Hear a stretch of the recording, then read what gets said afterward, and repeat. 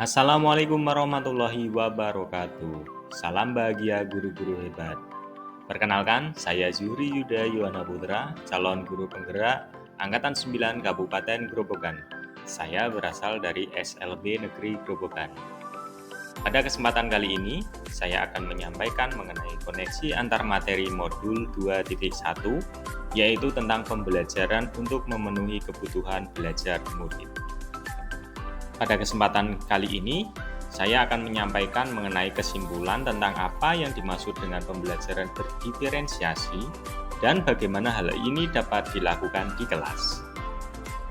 Pertanyaan pemantik yang pertama yaitu apa yang dimaksud dengan pembelajaran berdiferensiasi?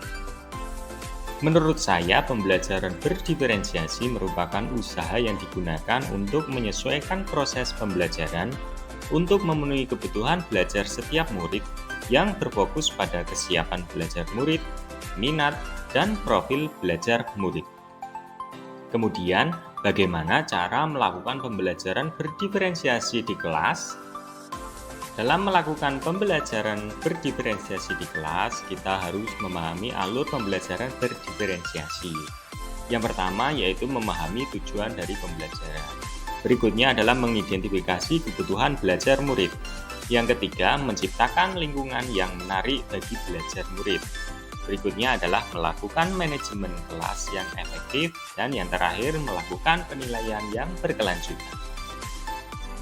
Dalam menentukan kebutuhan belajar murid, terdapat beberapa aspek yaitu yang pertama kesiapan belajar, yang kedua minat murid, dan yang ketiga adalah profil belajar murid.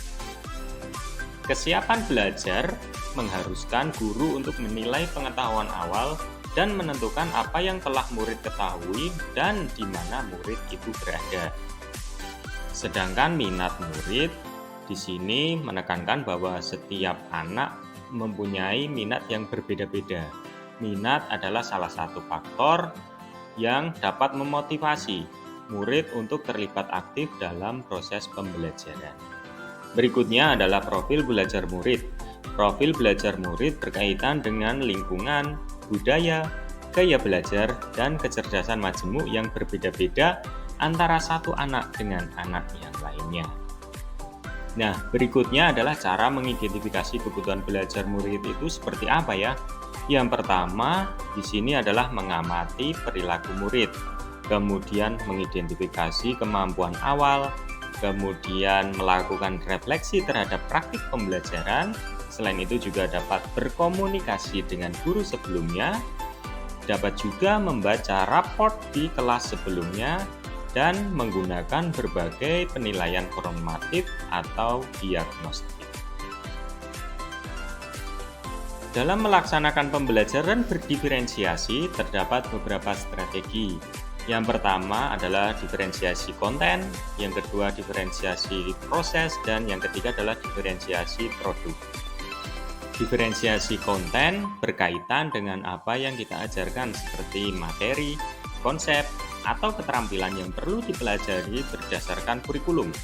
Mendiferensiasi konten bisa dilakukan dengan membedakan pengorganisasian atau format penyampaian, bukan mengubah atau menurunkan standar kurikulumnya. Seperti contoh, untuk anak berkebutuhan khusus di SLB, kontennya dapat berupa gambar, dapat berupa video, dapat berupa kinestetik. Berikutnya adalah diferensiasi proses. Diferensiasi proses merupakan kegiatan yang memungkinkan murid berlatih dan memahami atau memaknai konten dengan cara membedakan proses yang harus dijalani oleh murid. Misalnya dilakukan secara individu ataupun berkelompok. Yang ketiga adalah diferensiasi produk. Diferensiasi produk berupa bukti yang menunjukkan apa yang murid telah pahami, dengan cara membedakan atau memodifikasi produk sebagai hasil belajar murid, hasil latihan, penerapan, dan pengembangan apa yang telah dipelajari. Lalu, apa keterkaitan pembelajaran berdiferensiasi dengan modul-modul sebelumnya? Keterkaitan pembelajaran berdiferensiasi dengan modul-modul sebelumnya yang pertama adalah Untuk melakukan pembelajaran berdiferensiasi, maka guru harus berusaha memenuhi kebutuhan belajar anak sesuai dengan kodrat alam dan juga kodrat zaman, berdasarkan filosofi Ki Hajar Dewantara. Selain itu, dalam melakukan pembelajaran berdiferensiasi, seorang guru penggerak harus berpihak pada murid, reflektif, mandiri, kolaboratif, dan juga inovatif, agar dapat memenuhi kebutuhan murid. Dengan demikian, seorang guru penggerak dapat mewujudkan kepemimpinan belajar murid dengan menuntun murid untuk merdeka belajar sesuai dengan nilai dan peran dari guru penggerak. Pembelajaran berdiferensiasi dapat menjadi salah satu strategi untuk mewujudkan visi guru penggerak yang berpihak kepada murid. Dalam pelaksanaan pembelajaran berdiferensiasi antara guru dan murid harus ada kesepakatan kelas terlebih dahulu, agar proses pembelajaran dapat berjalan dengan baik sesuai dengan nilai-nilai budaya positif yang telah disepakati bersama. Demikian yang dapat saya sampaikan mengenai koneksi antar materi modul 2.1. Atas kurang lebihnya saya mohon maaf, semoga apa yang saya sampaikan dapat menginspirasi Bapak Ibu semuanya. Salam guru hebat dan jangan lupa bahagia. Terima kasih. Wassalamualaikum warahmatullahi wabarakatuh.